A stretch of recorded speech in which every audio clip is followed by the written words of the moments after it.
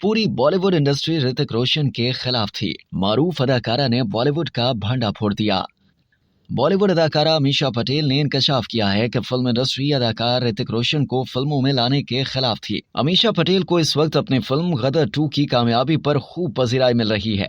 हाल ही में रिलीज होने वाली फिल्म गदर 2 2001 में रिलीज होने वाली फिल्म गदर एक प्रेम कथा का ही सीक्वल है। ये फिल्म अमीषा के कैरियर की दूसरी हिंदी फिल्म थी और वो भी ब्लॉकबस्टर साबित हुई। अमीषा पटेल ने फिल्म कहो ना प्यार है से अपने कैरियर की शुरुआत की थी, जिसमें हदायतकार और फिल्मसाज राकेश रोशन ने अपने बेटे ऋतिक रोशन को फिल्मों में मुतारिफ करवाया था। फिल्म कहो ना प्यार है हिंदी सिनेमा की रवां सदी की कामयाब फिल्मों में से एक साबित हुई, जिसने मजमूई तौर पर 93 अवार्ड्स अपने नाम किए थे।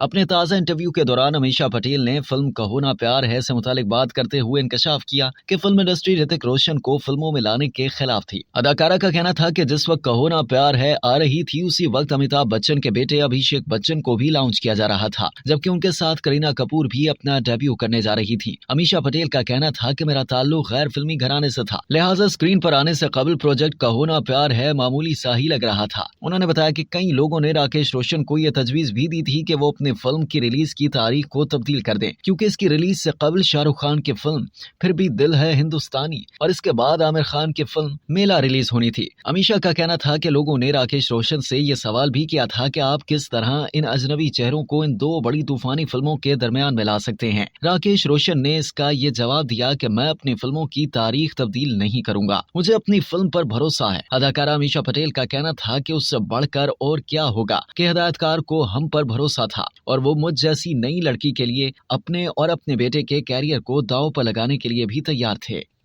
अब तक के लिए इतना ही। मजीद जानने के लिए सब्सक्राइब कीजिए डेली जंग यूट्यूब चैनल और लाइक कीजिए डेली जंग फेसबुक पेज।